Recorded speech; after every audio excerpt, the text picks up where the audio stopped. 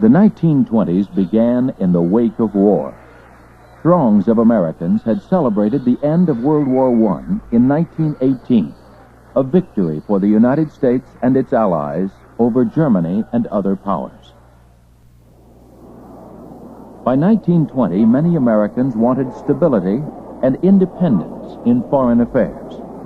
Warren G. Harding, seen here making a presidential campaign speech, called for a return to normalcy. Harding won the election of 1920.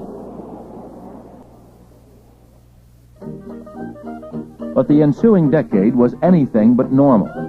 Americans were riding high on a wave of prosperity. The wide availability of automobiles helped make the 20s the decade of joyrides and reckless youth. The 20s was also the era of the silent screen, and film star Charlie Chaplin was America's idol. Motion pictures, along with the car and the radio, created a common culture. And a revolution in manners and morals. Artist John Held's widely published cartoons portrayed the devil-may-care attitude and flamboyant dress of this new generation. Held's characters captured the spirit of a nation rushing headlong into a new age.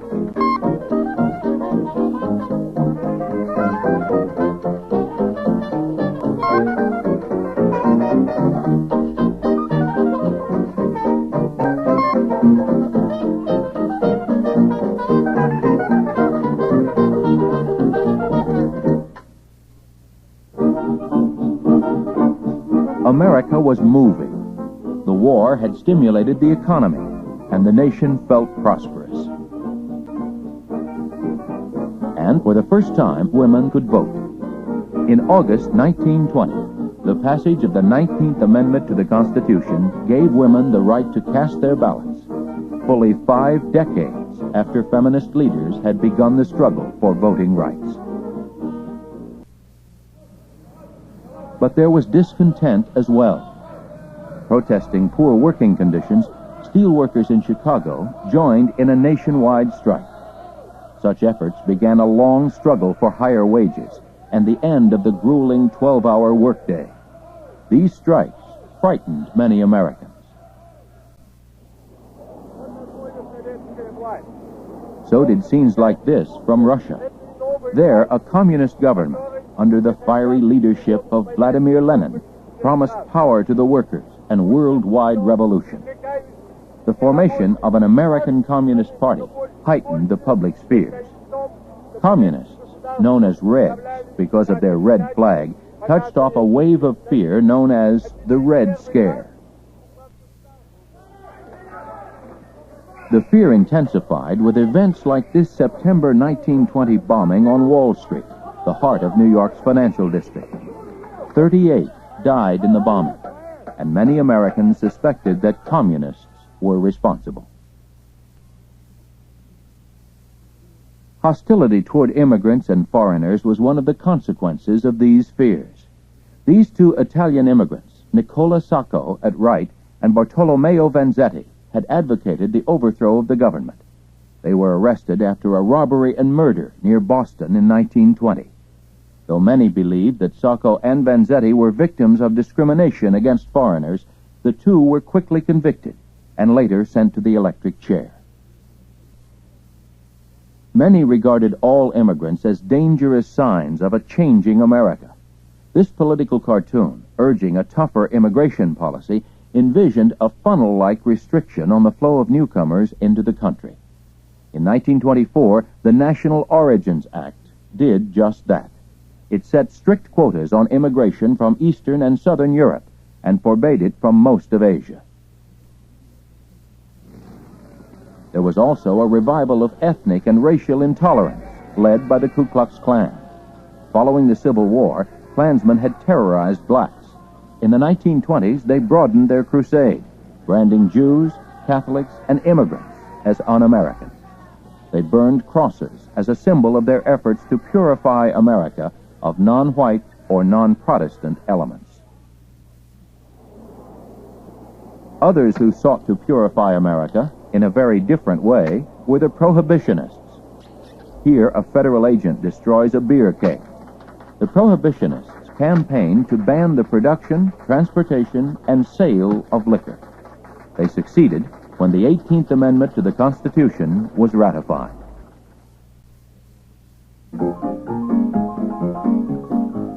But the new law was a failure, openly violated. In this magazine illustration, a trio makes a late-night visit to one of the clubs, called speakeasies, that sprang up to quench the country's thirst for liquor. Organized crime also stepped in to profit from illegal liquor and beer. By 1927, Chicago mobster Al Capone had left, controlled a multi-million-dollar bootlegging operation and his own private army. It was rumored that even members of Warren Harding's administration, pictured here, drank illegal alcohol at their regular poker games. Harding, seated third from right, had unwisely appointed several high-rolling buddies to his administration. These men proved to be Harding's downfall. Harding's close friend, Secretary of the Interior Albert Fall, secretly arranged the leasing of thousands of acres of federal oil land in Teapot Dome, Wyoming, in exchange for huge bribes. To many, the Teapot Dome scandal was a confirmation of the corruption and recklessness of America in the 20s. Vice President Calvin Coolidge succeeded Harding, who died unexpectedly in 1923 in the wake of the scandal. Known as Silent Cal, the new president was a sober, honest, tight-lipped man. He quickly got the nation over the scandal and got on with what he saw as the real work of America, business. The president, as depicted in this cartoon, played to the interests of big business. And during the 6 years of the so-called Coolidge prosperity, the economy grew. By 1930, more than half of all families owned a car. The car had transformed American life, and new mass production techniques had revolutionized the auto industry. Assembly lines churned out cars. And ads like this one stimulated consumer demand. Mass production and advertising were called the twin cylinders that keep the motor of modern business in motion. The automobile freed young people from the supervision of their parents, and this new mobility helped promote a new morality.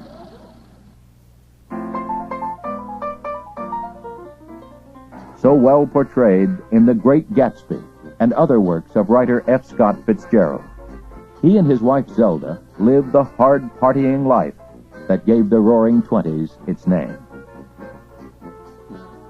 Fitzgerald's This Side of Paradise contained one of the first references to the flapper, the liberated woman who was as much a symbol of indulgent and unconventional attitudes as were the crazes that spread like wildfire. Barnstormers played tennis on the wings of airplanes. And dancers did the Charleston till they dropped. This was the Jazz Age, and the music of Black America was its anthem. Trumpet player Louis Armstrong became one of the greatest figures in jazz. And nightclubs such as the Cotton Club featured black performers and leggy chorus lines. These clubs catered to the rich, who found the black Harlem section of New York exciting after midnight. Suddenly, Harlem was hot. And black culture was in. Poet Langston Hughes was a major voice in a rebirth of black culture known as the Harlem Renaissance. But many Americans were suspicious of city life and took refuge in fundamentalism and country values.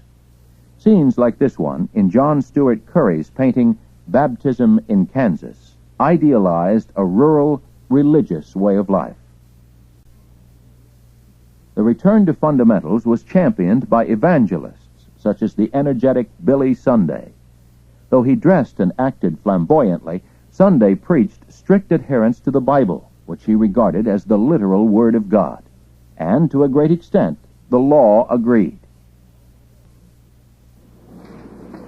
In 1925, John Scopes, a high school teacher in Tennessee, was put on trial for teaching evolution, the scientific theory that challenges the Bible's story of creation. This violated state law. Scopes was convicted, but the controversy did not end. The debate between the creationists and evolutionists continues today. The Scopes trial, like other major events of the decade, was broadcast by radio across the country.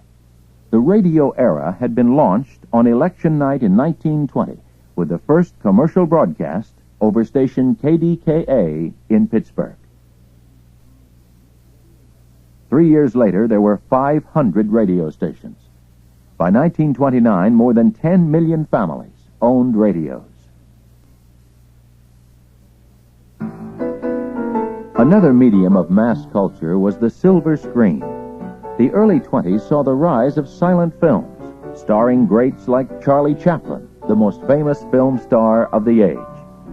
In 1921, Chaplin was so beloved that fans would dress up as his famous character, the Tramp, for a chance to win a ticket to his latest comedy. But by the end of the decade, sound films, known as talkies, had eclipsed the silence. Movies, radios, newspapers, even cartoons provided a tremendous unifying influence for the nation. For the first time, Americans all across the country simultaneously could follow the adventures of cartoon characters like Little Orphan Annie. Cheer the exploits of Babe Ruth, who hit a record-breaking 60 home runs in 1927. Applaud the daring of Charles Lindbergh, the first person to fly solo across the Atlantic. And here, as it happened, the 1929 inauguration of their new president, Herbert Hoover. The optimism of the 20s boosted confidence in the economy and the future and stimulated buying. People bought cars and homes on credit, spending money they had not yet earned. A similar spirit of optimism infected Wall Street, site of the stock trading going on here. And the buy now, pay later philosophy prompted investors, rich and poor, to buy stock on credit. Their bets paid off in the late 20s when stock prices, as pictured on this stock board, soared. Fortunes were made overnight, and the boom created the illusion of continuing prosperity.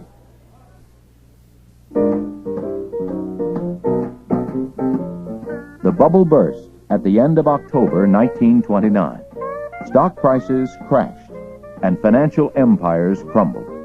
In the crash, more than $30 billion was lost in a month. A decade of prosperity and high hopes had come to an abrupt halt. What had begun as a party ended in disaster. The stock market collapse marked the beginning of an international descent into economic hardship, the long period known as the Great Depression.